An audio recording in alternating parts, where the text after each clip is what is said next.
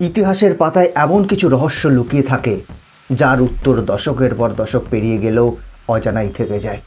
1966 সালে 24শে জানুয়ারি আল্পস পর্বতের সর্বোচ্চ শৃঙ্গ মন ব্ল্যাঙ্কের বরফে ঢাকা চূড়ায় আছড়ে পড়ে একটা এয়ার ইন্ডিয়ার ফ্লাইট 101 কাঞ্চনজঙ্ঘা।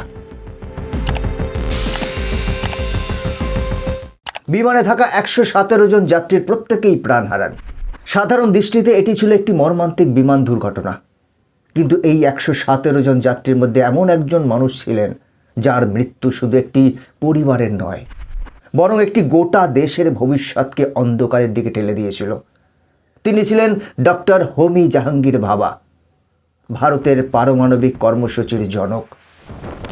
ভারত যখন নিজের পারমাণবিক বোমা তৈরির খুব কাছাকাছি দাঁড়িয়ে, ঠিক সেই মুহূর্তে তার এই আকস্মিক মৃত্যু কি নিছকই কোনো দুর্ঘটনা ছিল, নাকি ভারতের উত্থানকে ভয় পাওয়া কোনো বিদেশি শক্তির নিখুঁত ষড়যন্ত্র? আন্তর্জাতিক রাজনীতির দাবা খেলায় হোমি ভাবা কি এমন একটি ঘুঁটি ছিলেন যাকে রাস্তা থেকে সরিয়ে দেওয়াটা পশ্চিমা শক্তিদের জন্য অত্যন্ত জরুরি হয়ে পড়েছিল? অনেকেই সেটা মনে করেন এবং বিভিন্ন তদন্তে দাবি করা হয় যে এই মর্মান্তিক দুর্ঘটনার পেছনে আমেরিকার গোয়েন্দা সংস্থা CIA এর হাত থাকতে পারে। কিন্তু সত্যিই কি তাই? এই প্রশ্নের উত্তর খুঁজতে গেলে আমাদের ফিরে তাকাতে হবে হোমি ভাবার জীবনের শুরু থেকে শেষ পর্যন্ত। বুঝতে হবে তার মেধা, দেশের প্রতি তার অবদান এবং কেন তিনি পশ্চিমী দেশগুলোর চোখের বালি হয়ে উঠেছিলেন। বন্ধুরা, আজকের এই ভিডিওতে আমরা উন্মোচন করব সেই অজানা ইতিহাস। আমরা জানব কিভাবে আমাদের পরমাণু শক্তিকে গোড়াতেই শেষ করে দেওয়ার একের পর এক গভীর ষড়যন্ত্র করা হয়েছিল। কত প্রতিকূলতার মধ্যেও সমস্ত চক্রান্তকে পরাস্ত করে ভারত কিভাবে আজ এক শক্তিশালী পরমাণু শক্তিধর দেশ হয়ে উঠল, আর এই যাত্রাপথে ডক্টর হোমি জাহাঙ্গীর ভাবাকে কিভাবে টার্গেট করা হয়েছিল, সেটাই আজ আমরা আপনাদের সামনে তুলে ধরব। বন্ধুরা, সমস্ত বিষয়টা জানতে পারবেন আজকের এই ভিডিও থেকে, ডিটেলে আলোচনা করব, তাই সাথে থাকুন। নমস্কার, আমি গৌতম আছি আপনাদের সাথে, আর আপনারা দেখছেন পঞ্চনামা উইথ ফ্যাক্ট। তাহলে চলুন দেরি না করে শুরু করা যাক। ডক্টর হোমি জাহাঙ্গীর ভাবার জন্ম হয় 1909 সালের 30শে অক্টোবর বোম্বের এক প্রত্যন্ত ধনী এবং অভিজাত পার্সি পরিবারে। তার পিতা জাহাঙ্গীর হরমুসজি ভাবা ছিলেন একজন স্বনামধন্য আইনজীবী এবং তার মা মেহেরবাই ছিলেন টাটা পরিবারের সাথে সম্পর্কিত। ছোটবেলা থেকেই হোমি ভাবা ছিলেন অত্যন্ত মেধাবী। তার বাড়িতে ছিল একটি বিশাল লাইব্রেরি, যেখান থেকে বিজ্ঞান এবং শিল্পের প্রতি তার গভীর অনুরাগের জন্ম হয়। বোম্বের cathedral and John Connon school থেকে প্রাথমিক শিক্ষা শেষ করার পর তিনি এনফিল্ডস্টোন কলেজে ভর্তি হন। পরিবারের ইচ্ছা ছিল তিনি মেকানিক্যাল ইঞ্জিনিয়ারিং নিয়ে পড়াশোনা করে টাটা স্টিল কোম্পানিতে যোগ দেবেন। সেই উদ্দেশ্যে 1927 সালে তাকে ইংল্যান্ডের কেমব্রিজ বিশ্ববিদ্যালয়ে পাঠানো হয়। কিন্তু কেমব্রিজে গিয়ে হোমি ভাবার জীবনের গতিপথ সম্পূর্ণ বদলে যায়। ইঞ্জিনিয়ারিং পড়ার সময় পদার্থবিজ্ঞানের প্রতি তার এক অদম্য আকর্ষণ তৈরি হয়।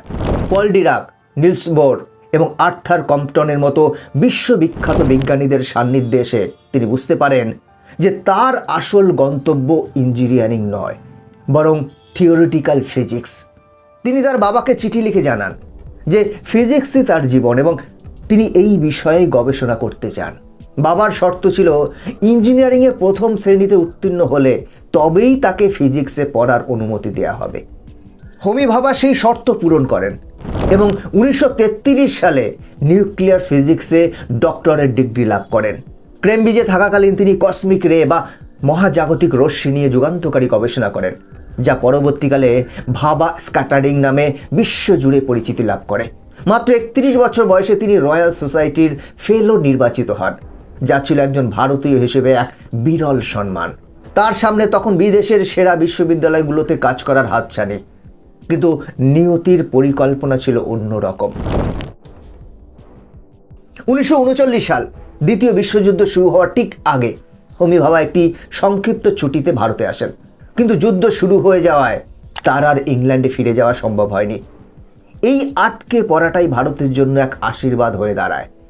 ভারতে এসে তিনি বেঙ্গালুরুর ইন্ডিয়ান ইনস্টিটিউট অফ সায়েন্সে নোবেলজয়ী বিজ্ঞানী CV রামনের অধীনে রিডার হিসেবে যোগ দেন।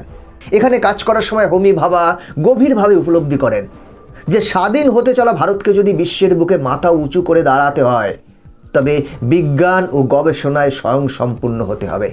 ভারতের মেধাবী ছাত্রদের যাতে গবেষণার জন্য আর বিদেশে যেতে না হয়, তার জন্য একটি বিশ্বমানের গবেষণা কেন্দ্র গড়ে তোলা প্রয়োজন। এই স্বপ্ন পূরণের লক্ষ্যে 1944 সালে তিনি স্যার দোরারজি টাটা ট্রাস্টের চেয়ারম্যান GRD টাটাকে একটি ঐতিহাসিক চিঠি লেখেন। এই চিঠিতে তিনি পারমাণবিক শক্তির ভবিষ্যৎ সম্ভাবনা নিয়ে এমন কিছু কথা লিখেছিলেন যা সে যুগের নিরিখে ছিল অত্যন্ত দূরদর্শী। তার এই প্রস্তাবের ভিত্তিতে 1945 সালে বোম্বেতে প্রতিষ্ঠিত হয় tata institute of fundamental research, মানে TIFR। 1947 সালে ভারত স্বাধীন হওয়ার পর হোমি ভাবা তৎকালীন প্রধানমন্ত্রী জওহরলাল নেহরুকে বোঝাতে সক্ষম হন যে দেশের উন্নতির জন্য পারমাণবিক শক্তির ব্যবহার অপরিহার্য। নেহরুর পূর্ণ সমর্থনে 1948 সালে গঠিত হয় অ্যাটমিক এনার্জি কমিশন, মানে AEC, এবং হোমি ভাবা হন এর প্রথম চেয়ারম্যান। পরবর্তীতে 1954 সালে তারই উদ্যোগে প্রতিষ্ঠিত হয় অ্যাটমিক এনার্জি এস্টাবলিশমেন্ট ট্রম্বে, মানে AEET, যা আজ ভাবা অ্যাটমিক রিসার্চ সেন্টার নামে পরিচিত। হোমি ভাবার অক্লান্ত পরিশ্রমে ভারত ধাপে ধাপে পারমাণবিক চুল্লি নির্মাণ এবং ইউরেনিয়াম এবং প্লুটোনিয়াম পরিশোধনের মতো জটিল প্রযুক্তিতে দক্ষতা অর্জন করতে শুরু করে। 1960-এর দশকের শুরুতে ভারতের পারমাণবিক কর্মসূচি একটি গুরুত্বপূর্ণ পর্যায়ে পৌঁছয়। এই সময় আন্তর্জাতিক ভূ রাজনীতিতে ব্যাপক পরিবর্তন আসছিল। 1962 সালে চীনের কাছে ভারতের পরাজয় দেশের সুরক্ষায় এক বড় প্রশ্নচিহ্ন তুলে দেয়। এর ঠিক 2 বছর পর 1954 সালের অক্টোবরে চীন সফলভাবে তাদের প্রথম পারমাণবিক বোমার পরীক্ষা চালায়। প্রতিবেশী দেশের এই পদক্ষেপ ভারতের জন্য এক বিরাট বিপদের সংকেত ছিল। এই পরিস্থিতিতে ভারতের নিজস্ব পারমাণবিক প্রতিরোধ ব্যবস্থা বা নিউক্লিয়ার ডিটারেন্স তৈরি করার চাপ বাড়তে থাকে। হোমি ভাবা, যিনি প্রথম দিকে পারমাণবিক শক্তির শান্তিপূর্ণ ব্যবহারের পক্ষপাতী ছিলেন, তিনি দেশের নিরাপত্তার সাথে নিজের অবস্থান পরিবর্তন করেন। 1965 সালের অক্টোবর মাসে অল ইন্ডিয়া রেডিওতে দেওয়া এক সাক্ষাৎকারে তিনি এমন একটি ঘোষণা করেন যা সারা বিশ্বে, বিশেষ করে পশ্চিমা দেশগুলোতে আলোড়ন ফেলে দেয়। তিনি দৃঢ়তার সাথে বলেন যে ভারত সরকার যদি সবুজ সংকেত দেয়, তবে মাত্র 18 মাসের মধ্যে ভারত একটি কার্যকরী পারমাণবিক বোমা তৈরি করতে সক্ষম। তার এই আত্মবিশ্বাস কোনো ফাঁকা আওয়াজ ছিল না, কারণ ট্রম্বেতে প্লুটোনিয়াম রিপ্রসেসিং প্ল্যান্ট তখন সফলভাবে কাজ শুরু করে দিয়েছে। কিন্তু ভারতের এই উত্থান আমেরিকা এবং অন্যান্য সুপার পাওয়ার দেশগুলোর কাছে মোটেই গ্রহণযোগ্য ছিল না। তারা ভয় পাচ্ছিল যে ভারত যদি পারমাণবিক শক্তিধর দেশ হয়ে ওঠে, তবে এশিয়ায় ক্ষমতার ভারসাম্য সম্পূর্ণ বদলে যাবে এবং ভারতের উপর তাদের আধিপত্য খর্ব হবে। ঠিক এই উত্তেজনাময় পরিস্থিতিতেই ঘটে যায় সেই ভয়াবহ ঘটনা। 1966 সালের জানুয়ারি মাস, ভারতের প্রধানমন্ত্রী লাল বাহাদুর শাস্ত্রীর তাশকন্দে রহস্যজনক মৃত্যুর মাত্র 13 দিন পরের ঘটনা। হোমি ভাবা ভিয়েনায় অনুষ্ঠিত হতে চলা ইন্টারন্যাশনাল অ্যাটমিক এনার্জি এজেন্সির একটি অত্যন্ত গুরুত্বপূর্ণ বৈজ্ঞানিক বৈঠকে যোগ দেওয়ার জন্য এয়ার ইন্ডিয়ার ফ্লাইট 101 কাঞ্চনজঙ্ঘাতে ওঠেন। বিমানটি বোম্বে থেকে দিল্লি, বৈরুত এবং জেনেভা হয়ে লন্ডন যাওয়ার কথা ছিল। 24 জানুয়ারি সকালে বিমানটি যখন জেনেভা বিমানবন্দরের কাছাকাছি পৌঁছয়, তখন আবহাওয়া ছিল বেশ পরিষ্কার। জেনেভা এয়ার ট্রাফিক কন্ট্রোলের সাথে বিমানের পাইলটের রেডিওতে যোগাযোগ সঠিকভাবে হয়েছিল। কন্ট্রোল টাওয়ার থেকে পাইলটকে নির্দেশ দেওয়া হয় বিমানটির উচ্চতা কমানোর জন্য। পাইলট মনে করেছিলেন তিনি আল্পস পর্বতশৃঙ্গ পার হয়ে গেছেন এবং অবতরণের জন্য নিচে নামতে শুরু করেন, কিন্তু বাস্তবে বিমানটি তখনও মংব্লো পার হয়নি। পাইলট এবং কন্ট্রোল টাওয়ারের মধ্যে উচ্চতা এবং অবস্থান নিয়ে কোনো এক মারাত্মক ভুল বোঝাবুঝি বা যান্ত্রিক ত্রুটির কারণে সকাল 8:02 বিমানটি সোজা আছড়ে পড়ে আল্পস পর্বতের 15,000 ফুট উঁচুতে। এক ভয়ানক বিস্ফোরণে বিমানটি টুকরো টুকরো হয়ে যায় এবং চারপাশের বরফের মধ্যে ছড়িয়ে পড়ে। বিমানে থাকা 117 জন যাত্রীর মধ্যে কেউই আর জীবিত ছিলেন না।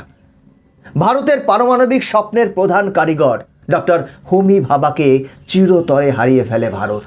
সরকারি তদন্তে জানানো হয় পাইলটের ভুল এবং র্যাডারের সমস্যার কারণেই এই দুর্ঘটনা ঘটেছে, কিন্তু এই উত্তরের মধ্যে এমন অনেক ফাঁক ছিল যা এক গভীর ষড়যন্ত্রের দিকে আঙ্গুল তুলছিল। হোমি ভাবার মৃত্যুকে শুধু একটি সাধারণ বিমান দুর্ঘটনা হিসেবে মেনে নিতে অনেকেই রাজি ছিলেন না। তদন্তে অনেক অসঙ্গতি দেখা যায়। দুর্ঘটনার পর বিমানের ব্ল্যাক বক্স বা ফ্লাইট ডেটা রেকর্ডারটি কোনোদিন আনুষ্ঠানিকভাবে উদ্ধার করা হয়নি বা প্রকাশ করা হয়নি, যা একটি দুর্ঘটনার আসল কারণ জানার সবচেয়ে বড় প্রমাণ। এই ধামাচাপা দেওয়ার চেষ্টা থেকেই সন্দেহ আরও ঘনীভূত হয়। এই সন্দেহ এক বিশাল রূপ নেয় যখন 2008 সালে সাংবাদিক গ্রেগরি ডগলাস তার বই কনভারসেশন উইথ দ্য ক্রুতে রবার্ট ক্রাউলি নামের এক প্রাক্তন সিআইএ অফিসারের সাক্ষাৎকার প্রকাশ করেন। রবার্ট ক্রাউলি ছিলেন সিআইএ ডিরেক্টরেট অফ প্ল্যানসের একজন শীর্ষস্থানীয় কর্মকর্তা, যিনি গুপ্ত হত্যা এবং গোপন অপারেশনের দায়িত্বে ছিলেন। ডগলাসের দাবি অনুযায়ী ক্রাউলি তার কাছে স্বীকার করেছিলেন যে ভারতের পারমাণবিক কর্মসূচিকে ধ্বংস করার জন্য সিআইএ হোমি ভাবাকে হত্যার পরিকল্পনা করেছিল। ক্রাউলির মতে সিআইএ এয়ার ইন্ডিয়ার ওই বিমানের কার্গো সেকশনে একটি টাইম বোম বা এক্সপ্লোসিভ ডিভাইস লুকিয়ে রেখেছিল। আলপোর্স পর্বতের উপর দিয়ে ওড়ার সময় রিমোটের সাহায্যে বা সময়ের সাথে বিস্ফোরিত হয়। ক্রাউলি সেই সাক্ষাৎকারে আরও বলেছিলেন যে আমেরিকার সরকার ভারতের এই দ্রুত পারমাণবিক অগ্রগতিকে নিজেদের জন্য চরম হুমকি স্বরূপ মনে করত। হোমি ভাবাকে তারা একজন বিপজ্জনক ব্যক্তি হিসেবে চিহ্নিত করেছিলেন, কারণ ভাবা শুধু একজন বিজ্ঞানীই ছিলেন না, তিনি ছিলেন অত্যন্ত প্রভাবশালী এবং সরাসরি ভারতের প্রধানমন্ত্রীর সাথে যুক্ত। তার মৃত্যু ভারতের পারমাণবিক কর্মসূচিকে অন্তত 1 দশক পিছিয়ে দেয়। এটাই ছিল সিআইএর মূল উদ্দেশ্য।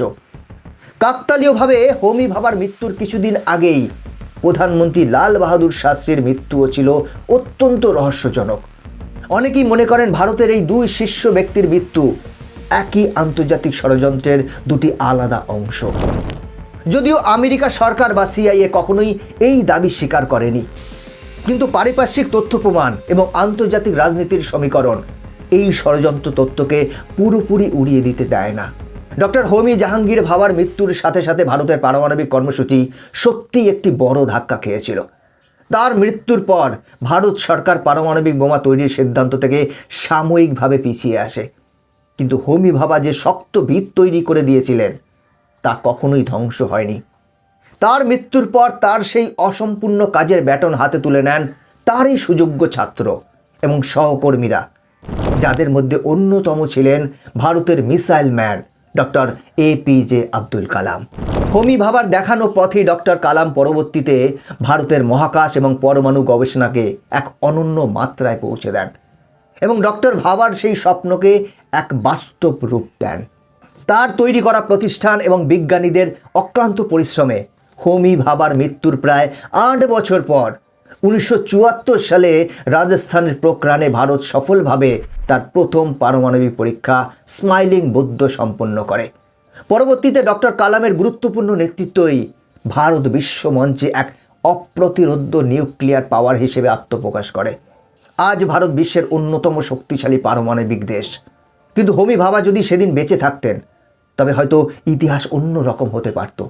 হয়তো ভারত আরও আগেই বিশ্ব মঞ্চে এক অদম্য শক্তি হিসেবে নিজেকে প্রতিষ্ঠিত করতে পারত। আলপোস পর্বতের ওই বরফের তলায় ডক্টর হোমি ভাবার মৃতদেহের সাথে চাপা পড়ে গিয়েছিল এমন অনেক প্রশ্ন, যার উত্তর আজও পাওয়া সম্ভব নয়। কিন্তু ভারতের বিজ্ঞানের ইতিহাসে এবং প্রতিটি দেশবাসীর হৃদয়ে হোমি ভাবা অমর হয়ে থাকবেন। তিনি প্রমাণ করেছিলেন যে মেধা এবং ইচ্ছাশক্তি থাকলে পরাধীনতার শৃঙ্খল থেকে বেরিয়ে এসেও বিশ্ব জয়ের স্বপ্ন দেখা যায়। তার এই অসম্পূর্ণ স্বপ্ন এবং আত্মত্যাগ ভারতের আগামী প্রজন্মকে যুগ যুগ ধরে অনুপ্রেরণা যোগাবে।